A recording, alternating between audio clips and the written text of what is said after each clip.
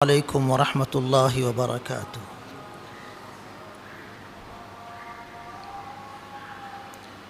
الحمد للہ رب العالمین، والصلاة والسلام علی سید المرسلین وعلی آلہ واصحابہ اجمعین،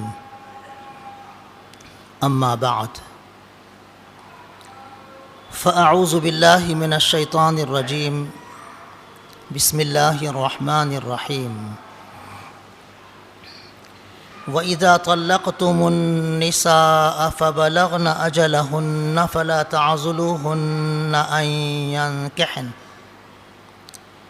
تعضلوهن أن ينكحن أزواجهن إذا تراضوا بينهم بالمعروف، ذلك يوعظ به من كان منكم يؤمن بالله واليوم الآخر، ذلكم أزكى لكم وأطهر والله يعلم وأنتم لا تعلمون۔ والوالدات يرضعن أولادهن حولين كاملين لمن أراد أن يتم الرضاعة، وعلى المولود له رزقهن وكسوتهن بالمعروف، لا تكلف نفس إلا وسعها، لا تضار والدة بولدها ولا مولود له بولده، وعلى الوارث مثل ذلك، فإن أرادا فصالا عن تراض منهما وتشاور فلا جناح عليهما، وإن أردتم أن تسترضعوا أولادكم فلا جناح عليكم إذا سلمتم ما آتيتم بالمعروف، واتقوا الله واعلموا أن الله بما تعملون بصير۔ والذين يتوفون منكم ويذرون أزواجا يتربصن بأنفسهن 4 أشهر و10، فإذا بلغن أجلهن فلا جناح عليكم فيما فعلن في أنفسهن بالمعروف، والله بما تعملون خبير۔ ولا جناح عليكم فيما عرضتم به من خطبة النساء أو أكننتم في أنفسكم، علم الله أنكم ستذكرونهن ولكن لا تواعدوهن سرا إلا أن تقولوا قولا معروفا، ولا تعزموا عقدة النكاح حتى يبلغ الكتاب أجله، واعلموا أن الله يعلم ما في أنفسكم فاحذروه، واعلموا أن الله غفور حليم۔ محترم بھائیو، بزرگو، دوستو، یہ دوسرے پارے کا 14واں رکوع ہے۔ اس رکوع میں اللہ پاک نے طلاق سے متعلق بھی مسائل بیان فرمائے ہیں، اور بچوں کو دودھ پلانے سے متعلق بھی مسائل بیان فرمائے ہیں، اور بیوہ عورتوں کی عدت کو بھی اللہ نے بیان فرمایا ہے، اور بیوہ عورت کی عدت کے درمیان نکاح کا پیغام دینے اور بیوہ عورتوں سے نکاح کرنے سے متعلق بھی اللہ نے کچھ باتیں جو بہت اہم ہیں بیان فرمائی ہیں۔ ترجمہ سنیے۔ جب تم اپنی عورتوں کو طلاق رجعی دے دو اور ان کی عدت گزر جائے، پھر جب وہ اپنے تجویز کیے ہوئے شوہر سے بھلے طریقے سے رضامندی کے ساتھ نکاح کرنا چاہیں تو تم انہیں منع مت کرو۔ یہ تم میں سے اس شخص کو نصیحت کی جا رہی ہے جو اللہ اور آخرت کے دن پر ایمان رکھتا ہو۔ یہی تمہارے لیے پاکیزہ تر اور بہت ہی عمدہ طریقہ ہے۔ اللہ جانتا ہے، تم نہیں جانتے۔ باپ اگر اپنے بچے کو مکمل دودھ پلانا چاہتا ہے تو ماں کو چاہیے کہ وہ اپنے بچوں کو 2 سال مکمل دودھ پلائیں۔ اس صورت میں باپ پر دودھ پلانے والی ماں کے کھانے کپڑے کی ذمہ داری رہے گی۔ کسی شخص پر اس کی طاقت سے زیادہ بوجھ نہیں ڈالا جائے گا۔ نہ ماں کو اس کی اولاد کے ذریعے تکلیف دی جائے گی اور نہ باپ کو اس کی اولاد کے ذریعے ستایا جائے گا۔ اور باپ کا اگر انتقال ہو جائے تو یتیم بچے کے دودھ پلانے کی ذمہ داری پھر وفات پانے والے شخص کے وارث پر رہے گی۔ اور اگر یہ فریقین آپس کی رضامندی اور باہم مشورے سے دودھ 2 سال سے پہلے ہی چھڑانا چاہتے ہوں تو کوئی حرج نہیں ہے۔ اور اگر تم اپنے بچوں کو اس کی ماں کے علاوہ کسی اور عورت سے دودھ پلوانا چاہتے ہو تو اس پر بھی کوئی حرج نہیں ہے، بشرط یہ کہ تم دودھ پلانے کی اجرت اور معاوضہ جو طے ہو بھلے طریقے سے وہ دے دو۔ اللہ سے ڈرتے رہو اور جان لو کہ اللہ تمہارے سارے اعمال کو دیکھ رہا ہے۔ تم میں سے جن لوگوں کی وفات ہو جائے اور ان کی بیویاں بیوہ زندہ ہوں تو وہ بیوہ عورتیں اپنے آپ کو 4 مہینہ 10 دن عدت وفات میں روکے رکھیں گی۔ پھر جب ان کی عدت مکمل ہو جائے گی تو تم پر کوئی ذمہ داری اور حرج نہیں ہے کہ وہ بیوہ عورتیں عدت مکمل ہونے کے بعد اپنے بارے میں کوئی بھلے طریقے سے فیصلہ کر لیں۔ اللہ تمہارے اعمال سے باخبر ہے۔ بیوہ عورتوں کی عدت کے دوران اگر تم ان سے نکاح کا پیغام اشارے کنایے میں دینا چاہتے ہو تو کوئی حرج نہیں، یا دل میں ان سے نکاح کرنے کا ارادہ چھپائے ہوئے ہو تو کوئی حرج نہیں۔ اللہ کو تو معلوم ہی ہے کہ تم ضرور ان کا خیال رکھو گے، لیکن چپکے ان سے عہد و پیمان کرنا نہیں۔ جو بھی بات پیغام نکاح سے متعلق کرنی ہو صاف بھلے طریقے سے کرنا۔ ہاں، عدت وفات گزر جانے کے بعد ہی نکاح منعقد کرو، عدت کے دوران نہیں۔ اور جان لو کہ اللہ تمہارے دلوں کا بھی حال جانتا ہے، لہٰذا اللہ سے ڈرتے رہو، اور یہ بھی خوب جان لو کہ اللہ گناہوں کو بخشنے والا بردبار ہے۔ یہ اس رکوع کا ترجمہ ہوا۔ محترم بزرگوں، اسلام میں بالغ مرد یا بالغ عورت کو بے نکاح رکھنا مناسب نہیں سمجھا جاتا۔ مرد ہو یا عورت ہو، بالغ ہیں، شادی کے لائق ہیں تو شادی کر دینی چاہیے۔ شادی کے بعد اگر دونوں میں سے کسی کا انتقال ہو جائے یا العیاذ باللہ طلاق ہو جائے تو دونوں کا کہیں نہ کہیں نکاح کا نظم کر دینا چاہیے۔ اسلام میں اس پر بڑا زور دیا گیا ہے۔ اس رکوع کی جو پہلی آیت ہے اس میں اللہ پاک نے یہ ارشاد فرمایا کہ جب شوہر اپنی بیوی کو طلاق رجعی دے دے اور عدت وفات گزر جائے، وہ رجوع نہ کرے تو نکاح ٹوٹ جائے گا۔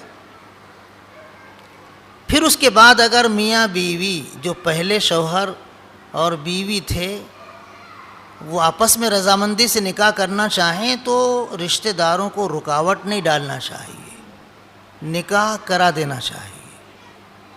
اللہ پاک نے فرمایا کہ یہی طریقہ زیادہ پاکیزہ طریقہ ہے اور یہ تمہیں نصیحت کی جا رہی ہے۔ تم اللہ اور آخرت کے دن پر ایمان رکھتے ہو، اس لیے نصیحت قبول کرو۔ اس آیت کے پس منظر میں، اس کی شان نزول میں بخاری شریف میں ایک واقعہ آتا ہے۔ ایک صحابی ہیں حضرت معقل ابن یسار رضی اللہ تعالیٰ عنہ۔ انہوں نے اپنی بہن کا نکاح ایک مسلمان سے کر دیا، دونوں میاں بیوی رہتے رہے، لیکن پتہ نہیں کیا سوجھی، شوہر نے اپنی بیوی کو طلاق دے دی۔ تو حضرت معقل ابن یسار رضی اللہ عنہ کو بہت غصہ آیا کہ بظاہر تو کوئی عذر نظر نہیں آ رہا ہے، کوئی ایسی چیز نظر نہیں آ رہی جس کی وجہ سے طلاق دینے کی نوبت پیش آئے، پھر بھی میری بہن کو اس نے طلاق دے دیا۔ بہت غصہ تھا۔ عدت گزر گئی، عدت گزرنے کے بعد پھر وہی شوہر حضرت معقل ابن یسار رضی اللہ تعالیٰ عنہ کے پاس آئے اور آ کر کہنے لگے کہ میں تمہاری بہن سے دوبارہ نکاح کرنا چاہتا ہوں۔ ان کی بہن بھی راضی تھی کہ ہاں اچھے بھلے شوہر ہیں، کوئی ان کے اندر ایسی خرابی نہیں ہے کہ ان کو قبول نہ کیا جا سکے، وہ بھی راضی ہو گئیں۔ لیکن حضرت معقل ابن یسار رضی اللہ عنہ ضد میں آ گئے، قسم کھا لیے کہ قسم خدا کی میں اب اپنی بہن کا نکاح تم سے ہونے نہیں دوں گا۔ تم نے ناقدری کی، میں نے اپنی بہن تمہارے نکاح میں دیا اور تم نے میری بہن کو بلا وجہ طلاق دے دی، اب قسم خدا کی تمہارے نکاح میں اپنی بہن کو جانے نہیں دوں گا۔ قسم کھا لیے۔ اب جب یہ آیت نازل ہوئی کہ جب تم اپنی بیویوں کو طلاق رجعی دے دو اور عدت گزر جائے اور میاں بیوی پھر سے دوبارہ رضامندی سے نکاح کرنا چاہیں تو تم رکاوٹ مت ڈالو، ان کو نکاح کر لینے دو، یہی پاکیزہ طریقہ ہے۔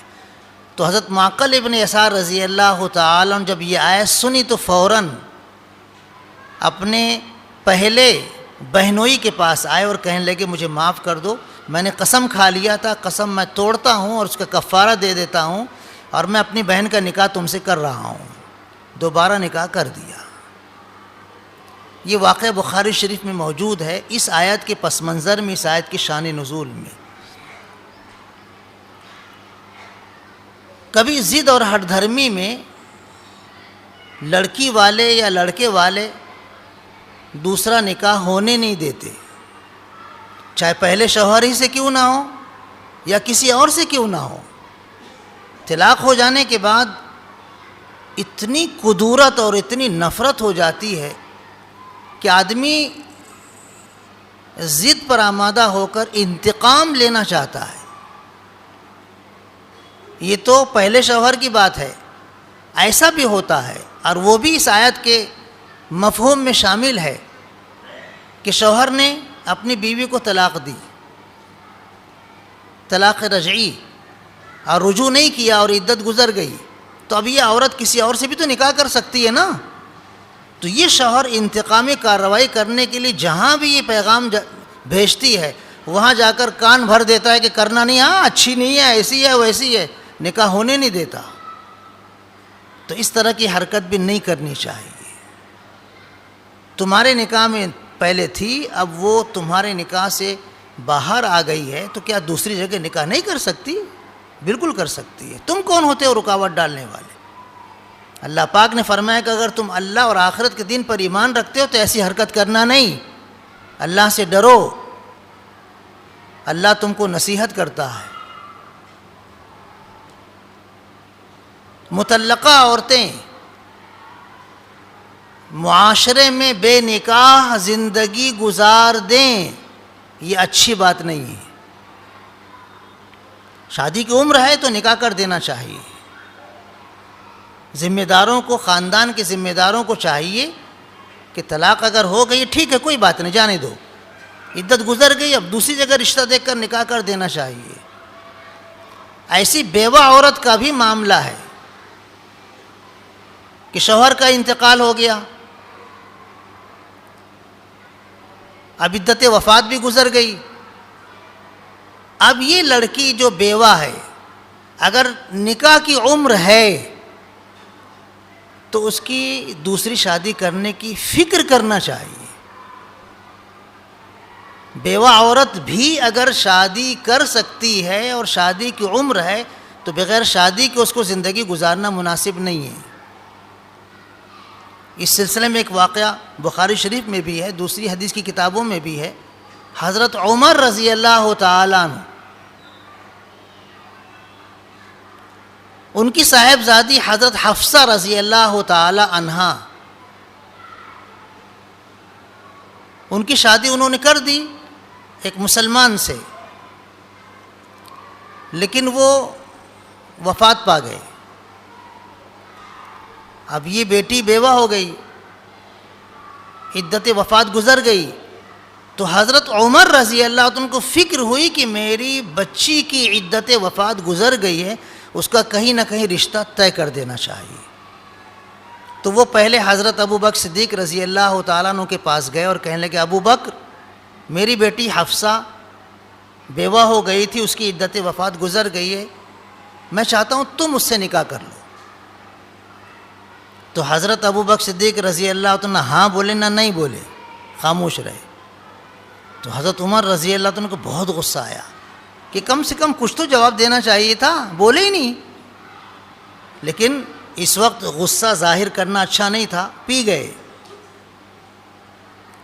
پھر حضرت عثمان رضی اللہ تعالیٰ عنہ کے پاس گئے اور کہنے لگے، عثمان، میری بیٹی حفصہ بیوہ ہو گئی، اس کی عدت وفات گزر گئی ہے، تم اس سے نکاح کر لو۔ تو حضرت عثمان رضی اللہ عنہ کہنے لگے، میں سوچ کر بولوں گا۔ کچھ دنوں کے بعد پھر ملاقات ہوئی، بولے سوچے؟ تو حضرت عثمان رضی اللہ تعالیٰ عنہ کہا کہ ہاں، میں نے یہ سوچا ہے کہ اب اس وقت میں نکاح دوسرا نہیں کروں گا۔ انہوں نے انکار کر دیا۔ کچھ دنوں کے بعد پھر حضور اکرم صلی اللہ علیہ وسلم نے خود ہی حضرت حفصہ رضی اللہ تعالی عنہا سے نکاح کا پیغام بھیجا۔ تو حضرت عمر رضی اللہ عنہ تو نہال ہو گئے کہ اس سے اچھا رشتہ اور کیا ہو سکتا ہے۔ فوراً رشتہ قبول کر کے حضرت عمر رضی اللہ تعالی عنہ نے اپنی بیٹی کا نکاح حفصہ رضی اللہ تعالی عنہا کا نبی اکرم صلی اللہ علیہ وسلم سے کر دیا۔ جب نکاح ہو گیا تو حضرت ابو بکر صدیق رضی اللہ تعالیٰ عنہ نے کہا، میرے بھائی عمر، جب تم نے مجھ سے تمہاری بیٹی سے نکاح کی بات کہی تھی اور میں نے خاموشی اختیار کی تھی، تو وہ اس وجہ سے نہیں تھی کہ میں تمہاری بیٹی سے نکاح نہیں کرنا چاہتا تھا۔ بات یہ تھی کہ ایک مرتبہ مجلس میں حضور اکرم صلی اللہ علیہ وسلم نے یہ کہا تھا کہ حفصہ بیوہ ہو گئی ہے، اس کی عدت بھی گزر گئی ہے۔ اب حضور اکرم صلی اللہ علیہ وسلم کا یہ تذکرہ کرنا، میں نے یہ سمجھا کہ حضور اکرم صلی اللہ علیہ وسلم کو تمہاری بیٹی میں رغبت ہے اور آپ نکاح کرنا چاہتے ہیں، اس لیے میں خاموش رہا کہ یہ حضور کا راز ہے۔ اگر حضور اکرم صلی اللہ علیہ وسلم نکاح نہیں کرتے تو میں ضرور تمہاری بیٹی کو قبول کر لیتا۔ اس واقعے سے سمجھ میں آتا ہے کہ بیوہ عورت اگر شادی کے لائق ہے تو اس کے ذمہ داروں کو چاہیے کہ وہ اس کی نکاح کی فکر کریں، اچھا سا رشتہ ڈھونڈ کر اس کے لیے شوہر کا انتظام کریں۔ عورت بیوہ ہو، عورت مطلقہ ہو، بغیر شوہر کی زندگی گزارنا دو بھر ہے، پہاڑ سے بھی زیادہ مشکل ہے۔ جو عورتیں مطلقہ ہوں، جو عورتیں بیوہ ہوں، وہی جانتی ہیں اس مصیبت کو، گھر والے نہیں جانتے ہیں۔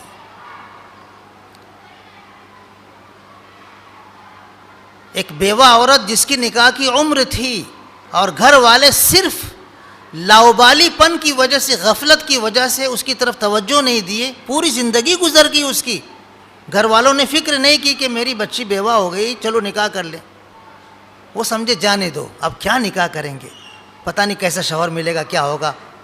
وہ عمر اس بچی کی گزر گئی۔ جب اس کی وفات کا وقت آیا اس بیوہ کی، تو اس نے اپنے خاندان کے لوگوں کو جمع کر کے کہا کہ مجھ پر تو ظلم ہوا ہے، کہیں میرے بعد کسی اور بیوہ پر ظلم نہ ہو، اس لیے میں اپنے دل کی یہ بات مجبوری کے درجے میں ظاہر کرنا چاہتی ہوں۔ میری عمر شادی کی تھی، لیکن تم نے میری دوسری شادی نہیں کی، میرے جذبات کو تم نے سمجھا نہیں۔ ایک نوجوان لڑکی بغیر شوہر کی زندگی گزارے وہی سمجھتی ہے، دوسرے اگر اس کے جذبات کو نہیں سمجھیں گے تو ظالم ہے۔ وہ کہنے لگی جب دروازے پر کوئی سائل آتا تھا مانگنے والا فقیر تندرست، تو میری طبیعت چاہتی تھی جا کر لپٹ جاؤں، لیکن میں نے اپنے خاندان کی عزت کو بٹا نہیں لگایا، اپنی عفت و پاک دامنی کو محفوظ رکھا۔ خبردار خبردار عورتوں پر ایسا ظلم نہ کرنا۔ تو عورت مطلقہ ہو یا بیوہ ہو، اگر اس کی عمر شادی کی ہے تو کوشش کر کے اس کا دوسرا نکاح اچھی جگہ کر دینا چاہے۔ پاکیزہ معاشرہ عورت کو شوہر کے ساتھ ہی مل سکتا ہے اور مرد کو بیوی کے ساتھ ہی مل سکتا ہے، اس سے ہٹ کر پاکیزہ معاشرہ ممکن نہیں ہے، مشکل ہے۔ بیوہ عورتوں سے متعلق اللہ پاک نے یہ بھی ارشاد فرمایا ہے کہ اگر تمہیں ان سے نکاح کا پیغام دینا ہے عدت وفات کے اندر تو اشارے کنائے میں دے سکتے ہو، لیکن رسم و راہ پیدا کرنا نہیں، چپکے تعلقات قائم کرنا نہیں، اللہ سب جانتا ہے۔ ہاں بیوہ عورت سے پیغام نکاح تو عدت کے دوران دے سکتے ہیں، شادی نہیں کر سکتے ہیں، شادی عدت وفات گزرنے کے بعد ہی ہوگی، عدت کے دوران نہیں ہوگی۔ اور بیوہ عورت کی عدت اللہ پاک نے کیا بیان فرمائی؟ اللہ پاک نے ارشاد فرمایا کہ 4 مہینہ 10 دن بیوہ عورت عدت وفات گزارے گی، 4 مہینہ 10 دن۔ اگر شوہر کی وفات چاند رات کو ہوئی ہے تو ہر مہینہ چاند کے اعتبار سے 1 مہینہ مانا جائے گا، چاہے وہ 29 کا ہو چاہے 30 کا ہو۔ اور اگر چاند رات کے بعد درمیانے مہینہ میں شوہر کا انتقال ہوا ہے تو ہر مہینہ 30 دن کا مانا جائے گا۔ عام طور پر لوگ اس کا خیال نہیں کرتے ہیں۔ اگر 30 دن کا مہینہ مانیں گے تو 4 مہینہ 10 دن 130 دن ہوں گے، اور اگر چاند رات کو شوہر کی وفات ہوئی ہے تو پھر 4 مہینہ چاند کی تاریخ کے حساب سے 4 مہینہ مانا جائے گا، چاہے 29 کا رہے کہ 30 کا رہے، اور پھر 10 دن اور مزید۔ یہ بیوہ کی عدت وفات کو اللہ نے بیان فرمایا ہے۔ عدت وفات کے دوران بیوہ عورت سنگھار نہیں کر سکتی، خوشبو نہیں لگا سکتی، سرما نہیں لگا سکتی، زینت کی چیز زیور وغیرہ استعمال نہیں کر سکتی، اپنے گھر میں رہے گی۔ گھر سے باہر اگر کوئی ایسی ضرورت ہے جس کو پورا کرنے کے لیے گھر سے باہر جانا ہی پڑے گا تو جائے گی، ورنہ گھر سے باہر نہیں جائے گی۔ اگر بیمار ہے دواخانہ ہی جانا ہے، یا کوئی سرکاری کام ہے آفس میں دستخط کرنے کے لیے کاغذات کی درستگی کے لیے باہر جانا ہی پڑے گا تو جا سکتی ہے۔ شادی بیاہ میں نہیں جا سکتی، موت میت میں نہیں جا سکتی، کسی سے ملاقات وغیرہ کے لیے نہیں جا سکتی۔ یہ پابندیاں بیوہ عورت کی عدت وفات کے درمیان ہے، لیکن کچھ عورتیں اگھاؤ پنا کرتی ہیں، اگھاؤ، اور بیوہ عورت کو کونڈ دیتی ہیں، کونڈ، چاروں طرف سے پردہ لگا دیتی ہے، آسمان دکھنا نہیں چاہیے، آسمان، یہ کوئی چیز نہیں ہے۔ ٹیرس پر جا سکتی ہے، آسمان دیکھ سکتی ہے، تازہ ہوا کھا سکتی ہے، اپنے گھر کے اندر رہے گی بس۔ ایسے ایک ذہن بن گیا ہے لوگوں کا کہ عدت وفات کے دوران پردہ پردہ پردہ پردہ، دیور کو بھی آنے نہیں دیں گے، بھتیجے اور بھانجے کو بھی آنے نہیں دیں گے، ارے عدت گزار رہی ہے، عدت گزار رہی ہے۔ اللہ کے بندو، پردہ تو زندگی بھر کے لیے، عورت کے لیے، صرف عدت وفات کے دوران تھوڑی ہے۔ لیکن ذہن میں اب یہ بس گیا ہے کہ عدت وفات کے دوران پردہ پردہ پردہ پردہ رٹ لگا دیتے ہیں، اور جب عدت ختم ہو جاتی ہے تو پھر ویسے ڈانپتی رہتی ہیں عورتیں، کوئی پردہ وردہ نہیں۔ پردہ تو عورت کی زندگی بھر کے لیے ہے، صرف عدت وفات ہی کے لیے نہیں ہے۔ اور پردے کے جو احکام ہیں وہ اس کی زندگی بھر کے لیے ہیں۔ جو گھر میں جوائنٹ فیملی ہے اس میں بھتیجے بھانجے آتے جاتے رہتے ہیں، کوئی حرج نہیں ہے۔ عدت وفات گزر جانے کے بعد یہ بھی ایک عجیب سی رسم ہو گئی ہے، عدت وفات گزرتی ہے نا، تو پھر اس کے میکے والے، اس کا بھائی، اس کا بھتیجا، کوئی بھی، چل رہے آپا، چل رہے خالہ، چل رہے بوا، اس کو گھر لے جاتے ہیں. یہ کوئی چیز نہیں ہے. عدت وفات گزر گئی، ختم. اب اس کو یہاں گھمانے کے واسطے لے جاؤ، وہاں ادھر کیا کہتے ہیں جمعہ کرنے کے لیے جو یہاں کا ایک طریقہ ہے، بازار کرنے کے لیے چلو وہاں، یہ کوئی چیز نہیں. عدت وفات گزر گئی، اب وہ اپنے گھر میں بھی رہ سکتی ہے. کوئی ضروری نہیں کہ اپنے میکے جائے، اپنے بھائی کے یہاں جائے اور وہاں ایک آدھ دو دن رہے، ایسا کچھ نہیں ہے. عدت وفات گزر گئی، بس شریعت کا حکم مکمل ہو گیا. بیوہ عورتوں سے متعلق حضور اکرم صلی اللہ علیہ وسلم نے بہت ہی عظیم خوشخبری سنائی ہے. آپ نے فرمایا بیوہ عورتوں کی نگہداشت کرنے والا، ان کی خیر خواہی کرنے والا میرے ساتھ جنت میں اس طرح رہے گا. یہ شہادت کی انگلی اور بیچ کی انگلی دونوں کو قریب قریب کر کے آپ نے بتایا کہ بیوہ عورت کی نگہبانی کرنے والا، اس کی ضرورتوں کا انتظام کرنے والا، اس کا خیال رکھنے والا، اس کے تقاضے جو بھی ہیں جائز وہ پورے کرنے والا میرے ساتھ جنت میں اس طرح قریب قریب رہے گا جیسے یہ شہادت کی انگلی اور بیچ کی انگلی ہے. بیوہ عورتوں کے ساتھ اچھا سلوک ہونا چاہیے. کبھی کبھی ایسا ہوتا ہے کہ بیوہ عورت اپنی ماں کے ہاں رہتی ہے تو جو اس کی بھاوج ہے ان کو برا لگتا ہے یہ کہاں سے آ گئی، حالانکہ اس کا اچھا سا کہیں نکاح کا سلسلہ قائم کر کے نکاح کر دیا جائے تو بہت اچھی بات ہے. لیکن اگر نکاح کی عمر نہیں ہے اور وہ اپنے میکے رہ رہی ہے بھائیوں کے ساتھ تو اس کو خوشی خوشی قبول کرنا چاہیے، اس کو بوجھ نہیں سمجھنا چاہیے. اسلام اتنا پاکیزہ مذہب ہے کہ عورت کی عفت و پاک دامنی کا خیال ہر عمر میں کیا جانا چاہیے. اسلام کے علاوہ دوسرے مذاہب میں بیوہ عورتوں سے نکاح کرنے کا تصور بھی نہیں ہے. آپ جانتے ہیں کہ دوسرے مذہب میں اگر شوہر مر گیا تو اس کی لاش کو جلانے کے ساتھ ساتھ بیوہ عورت کو بھی ستی کی رسم کے طور پر جلا ڈالا جاتا تھا. یہ تو بعد میں اس کو ختم کیا گیا ہے. اسلام نے تو اتنی عزت دی ہے کہ حضور اکرم صلی اللہ علیہ وسلم نے 11 بیویوں میں سے 10 بیویاں وہ کی ہیں جو بیوہ ہیں. 10 بیویاں آپ کی بیوہ تھیں. آپ تو پورے عرب میں مشہور ہو گئے تھے بیوہ عورتوں کا سہارا. عصمۃ للارامل، کافر بھی اس کو سمجھتے تھے، مکے کے کافر اور ایمان لانے والے بھی سمجھتے تھے کہ حضور اکرم صلی اللہ علیہ وسلم نے بیوہ عورتوں کو سہارا دیا ہے. آپ کے جو القاب ہیں، القاب حضور اکرم صلی اللہ علیہ وسلم رحمۃ للعالمین ہیں، حضور اکرم صلی اللہ علیہ وسلم شفیع المذنبین ہیں. جو القاب ہیں حضور اکرم صلی اللہ علیہ وسلم کے، ان القاب میں ایک لقب ہے عصمۃ للارامل. حضور بیوہ عورتوں کا سہارا ہے. حضرت ام سلمہ رضی اللہ تعالی عنہ جب بیوہ ہوئیں، ان کے شوہر ابو سلمہ کا انتقال ہوا رضی اللہ تعالیٰ عنہ، عدت وفات گزر گئی تو حضور اکرم صلی اللہ علیہ وسلم نے حضرت ام سلمہ رضی اللہ تعالیٰ عنہ کو نکاح کا پیغام دیا. تو حضرت ام سلمہ رضی اللہ تعالیٰ نے بہت ذہین خاتون تھی، بہت سمجھدار خاتون تھی.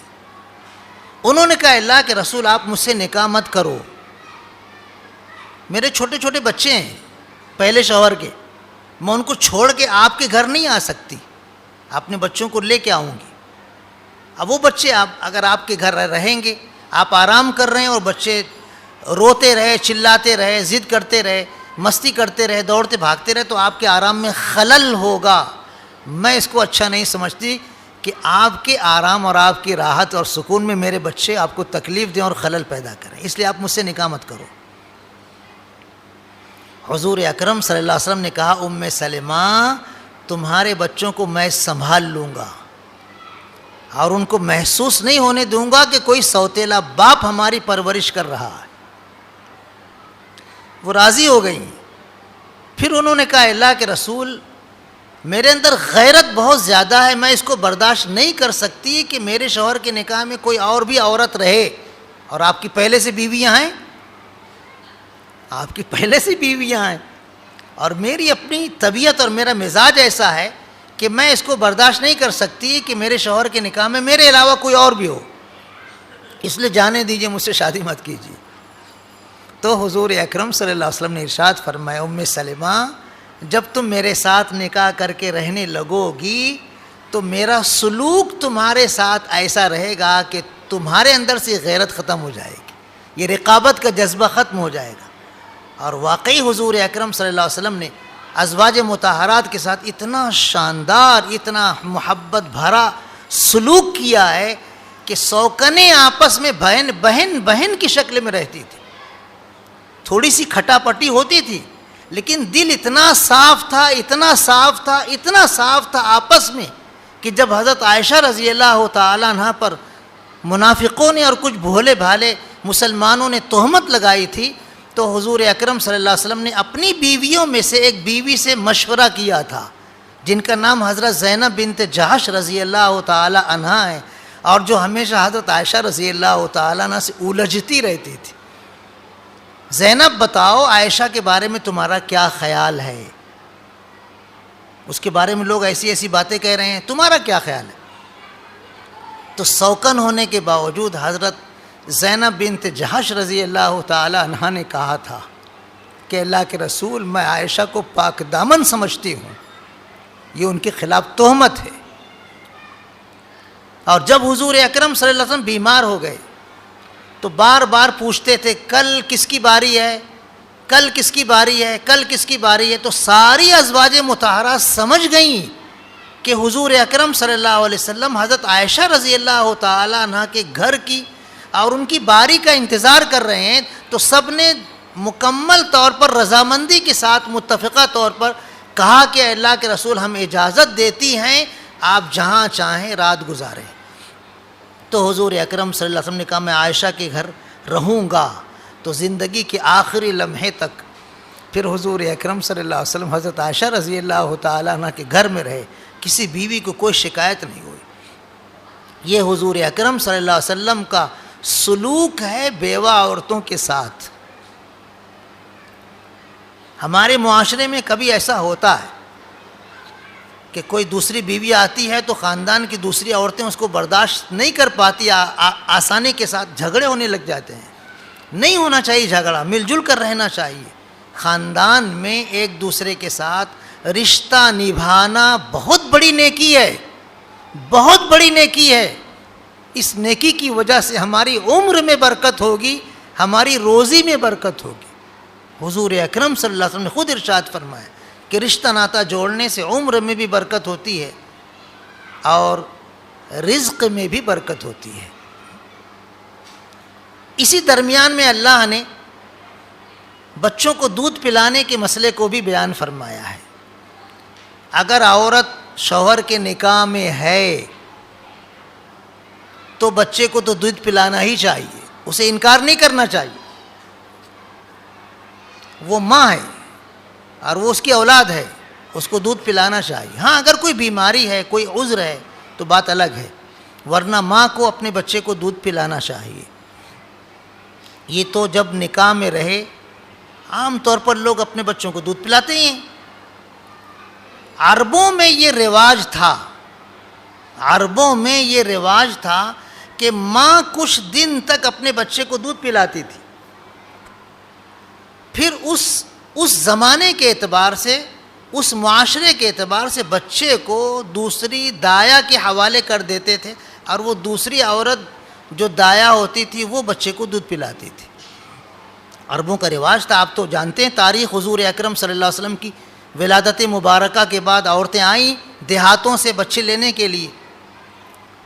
حضور اکرم صلی اللہ علیہ وسلم کو ہر عورت گود میں لے کر دودھ پلانا چاہتی تھی، لیکن جب یہ معلوم ہوتا تھا کہ بچہ یتیم ہے اور اس کے والد ہیں نہیں تو عورت چھوڑ دیتی تھی بچے کو کہ جب باپ ہی نہیں ہے تو ہم کو کچھ اجرت تو ملے گی نہیں، کچھ معاوضہ تو ملے گا ہی نہیں۔ حضرت حلیمہ سعدیہ بھی بچے کو واپس کر چکی تھی، لیکن دوسری عورتوں کو کہیں نہ کہیں کوئی نہ کوئی بچہ مل گیا اور وہ بچہ لے کر گود میں روانہ ہونے لگی. حضرت حلیمہ سعدیہ کو بچہ کوئی بھی نہیں ملا تو ان کے دل میں اللہ نے یہ بات ڈالی کہ اسی یتیم بچے کو لے لو, چاہے کچھ نہ ملے لیکن میری گود خالی تو نہ رہے. تو وہ آئیں اور حضرت آمنہ سے کہنے لگی بچہ مجھے دے دو. کہا اچھی طرح سمجھ لو, ہاں یہ بچہ یتیم ہے. ہاں بالکل میں سمجھ لی ہوں. اور پھر وہ بچے کو لے کر گئی ہیں تو بچے کو لیتے ہی جو برکتیں نمودار ہوئی ہیں, تفصیلی تذکرہ اس کا یہاں نہیں کیا جا سکتا. زندگی بھر وہ یاد رکھیں اور حضور اکرم صلی اللہ علیہ وسلم نے بھی اس کو بھلایا نہیں کہ حضرت حلیمہ سعدیہ نے مجھے دودھ پلایا ہے. جب حضرت حلیمہ سعدیہ رضی اللہ تعالی عنہا کے خاندان والوں سے مسلمانوں کی جنگ ہوئی ہے, اس جنگ میں حضرت حلیمہ سعدیہ رضی اللہ تعالی عنہ کے خاندان والے شکست کھا گئے. اس موقع پر حضور اکرم صلی اللہ علیہ وسلم کو یہ یاد تھا کہ یہ میری دودھ پلانے والی ماں کا خاندان ہے جو شکست کھایا ہے. اس خاندان کے لوگ آئے اور کہنے لگے اللہ کے رسول ہم ایمان لا چکے ہیں, اب کافر نہیں ہیں, ہمارا جو مال غنیمت اور جو ہمارے مرد اور ہماری عورتیں جو آپ کے یہاں غلام اور باندی ہیں وہ واپس کر دو. تو حضور اکرم صلی اللہ علیہ وسلم نے اپنا جو حصہ تھا, 5واں حصہ, پورے مال غنیمت میں 5واں حصہ خمس حضور اکرم صلی اللہ علیہ وسلم کا مخصوص رہتا تھا, وہ آپ نے فوراً واپس کر دیا. پھر صحابہ کرام رضی اللہ عنہ کو بھی جمع کر کے فرمایا کہ دیکھو یہ ایمان لانے والے بھائی ہیں ہمارے, میری رائے یہ ہے کہ ان کا مال واپس کر دیا جائے. وہ بھی واپس کر دیے. پھر حضرت حلیمہ سعدیہ رضی اللہ تعالیٰ آئیں تو حضور اکرم صلی اللہ علیہ وسلم احترام میں کھڑے ہو گئے. اپنی چادر آپ نے بچھا دی, وہ آرام سے بیٹھ گئیں, بڑی محبت سے, اپنائیت سے, احترام سے آپ گفتگو کرتے رہے.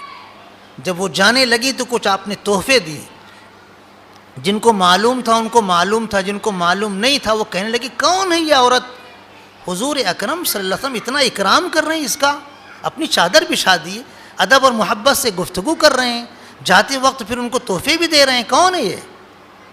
تو جن کو معلوم تھا وہ کہنے لگے یہ وہ عورت ہیں جنہوں نے حضور اکرم صلی اللہ علیہ وسلم کو دودھ پلایا ہے بچپن میں. تو دودھ کا رشتہ بہت مبارک رشتہ ہوتا ہے, بہت اہم رشتہ ہوتا ہے. اسلام میں جیسے خونی رشتے کی اہمیت ہے, اس کی پاکیزگی ہے, ایسے ہی دودھ کے رشتے کی بھی پاکیزگی ہے. حضور اکرم صلی اللہ علیہ وسلم نے ارشاد فرمایا خونی رشتے کے اعتبار سے جتنے لڑکے اور لڑکیاں محرم مانے جاتے ہیں جن سے نکاح نہیں ہو سکتا, اتنے ہی رشتے دودھ کے بھی ہوتے ہیں. سگی بہن خونی رشتے کے اعتبار سے محرم ہے, سگا بھائی اس سے نکاح نہیں کر سکتا. ایسی دودھ پینے والی بہن وہ بھی دودھ شریک بہن مانی جائے گی, اس سے دودھ پینے والے بچے کا نکاح نہیں ہو سکتا. ایک عورت کا 2 لڑکے اور لڑکیوں نے دودھ پیا ہے, اب یہ بڑے ہو گئے, بالغ ہو گئے, تو ان کا نکاح آپس میں نہیں ہوگا. خونی رشتہ نہیں ہے لیکن دودھ کا رشتہ ہے. اس رشتے کی وجہ سے اسلام میں اس کو حرمت اور عزت دی گئی ہے, اور اس کو بھی ویسے ہی محترم مانا گیا جیسے خونی رشتے کو محترم مانا جاتا ہے. خونی رشتے سے جیسے ہمارا بھائی, ہماری بیٹی, ہماری پوتی, ہمارا باپ, ہمارے چچا محترم ہے, ایسے ہی دودھ کے رشتے سے دودھ شریک باپ ہے, دودھ شریک چچا ہے, دودھ شریک بھائی ہے, یہ سب بھی محترم رشتے والے مانے جاتے ہیں. تو عورت اگر اپنے بچے کو دودھ پلانا چاہے تو پلا لے, کسی اور عورت سے دودھ پلانا چاہتے ہیں تو ان سے پلا لو, لیکن جو معاوضہ طے کرو معاوضہ دے دو. ہمارے یہاں اس کا رواج نہیں ہے کہ کسی اور عورت سے بھی دودھ پلایا جائے. ہاں, عورت کا اگر انتقال ہو جاتا ہے دودھ پلانے کی مدت میں, شیر خارگی کی مدت میں, تو پھر کسی دوسری عورت کا انتظام کیا جاتا ہے اور وہ پھر بچے کو دودھ پلاتی ہے. لیکن عربوں میں تو باقاعدہ اس کا رواج تھا. اب یہاں مسئلہ اللہ نے بیان فرمایا ہے کہ اگر طلاق ہو گئی تو اب یہ شوہر اپنے بچے کو دودھ پلانا چاہے اور مطلقہ جو اس کی بیوی ہے اسی سے پلانا چاہے تو حضور اکرم صلی اللہ علیہ وسلم نے ارشاد فرمایا کہ ماں کو انکار نہیں کرنا چاہیے، 2 سال مکمل وہ دودھ پلائے۔ ہاں البتہ اس مدت میں باپ کو جس نے طلاق دے دیا ہے اس کو اس کے کپڑے اور کھانے کا انتظام کرنا پڑے گا۔ اس سلسلے میں نہ باپ کو کوئی تکلیف دی جا سکتی ہے نہ ماں کو کوئی تکلیف دی جا سکتی، کوئی زبردستی نہیں کی جا سکتی، کوئی ستانے کی شکل پیدا نہیں کی جا سکتی۔ جس کا جو اپنا مقام، اس مقام کے اعتبار سے دودھ کے تعلق سے ماں کو کہا جائے گا کہ تم مطلقہ ہو گئی ہو لیکن بیٹا تو تمہارا ہی ہے، بیٹی تو تمہاری ہے، تم دودھ پلا دو، جو اجرت ہوگی وہ دے دے گا، اجرت نہ لے تو کوئی حرج نہیں۔ یہ دودھ کے تعلق سے اللہ پاک نے کچھ مسائل بیان فرمائے ہیں، لیکن دودھ کے رشتے کے تعلق سے ہمارے یہاں کچھ کوتاہیاں ہوتی ہیں، اللہ نہ کرے وہ کوتاہیاں ہوں۔ شادی بیاہ میں بہت سارے لوگ اکٹھے ہو جاتے ہیں، یہ بیٹی وہاں کی وہ بھی آ گئی، وہ بیٹی وہاں کی وہ بھی آ گئی، پورا گھر بھر جاتا ہے۔ ایسے موقع پر بہت چوکنا رہنا چاہیے۔ ہمارے یہاں ایسا ہو چکا ہے، شادی بیاہ کے موقع پر یا کسی اور موقع پر عورتیں کئی اکٹھی ہو گئیں، ایک بچہ رات میں رونے لگا، 2 سال سے کم کا بچہ، ایک عورت نے دیکھا کوئی اٹھ نہیں رہا ہے، بچہ رو رہا ہے، اس نے ہی اس بچے کو چھاتی سے لگا کر دودھ پلا دیا۔ اب اس نے دودھ پلایا اس بچے کو تو یہ اس کا بیٹا ہو گیا اور یہ اس کی ماں ہو گئی۔ اس نے کبھی زندگی بھر بتایا ہی نہیں کسی کو کہ میرا بیٹا ہے، میں اس کی ماں ہوں، نہیں بتایا۔ شرما حضوری میں کہو یا غفلت کی وجہ سے کہو، کسی کو نہیں بتایا، اور اتفاق ایسا ہوا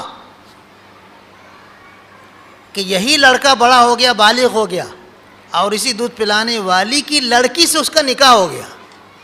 کسی کو معلوم تو تھا ہی نہیں کہ یہ ماں ہے، اور اس کے بچے اس کے بھائی بہن ہیں، نکاح ہو گیا، بچے ہو گئے۔ بعد میں پھر اس کو احساس ہوا کہ یہ کہیں مجھ سے جرم نہ ہو جائے، اس نے بتایا۔ ایسی غلطی نہیں ہونی چاہیے۔ دودھ پلانے والی عورت کو اس کا بالکل واضح اعلان کر دینا چاہیے کہ میں نے اس کو دودھ پلایا ہے، اور دودھ پلانے کی مدت 2 سال ہے۔ 2 سال کے اندر اگر بیٹا یا بیٹی، لڑکا یا لڑکی کسی عورت کا دودھ پئیں گے تو دودھ کا رشتہ ثابت ہوگا۔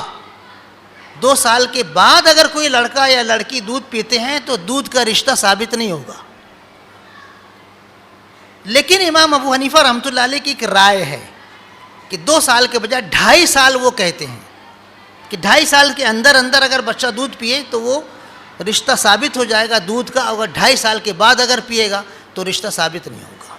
یہ دودھ کے تعلق سے کچھ مسائل تھے۔ اللہ پاک ہمارے معاشرے میں پاکیزگی کو عام فرمائے۔ یتیم بچوں اور بیوہ عورتوں سے متعلق ہماری ذمہ داریاں جو ہم پر عائد ہیں، اللہ اس کو پورا کرنے کی توفیق عطا فرمائے۔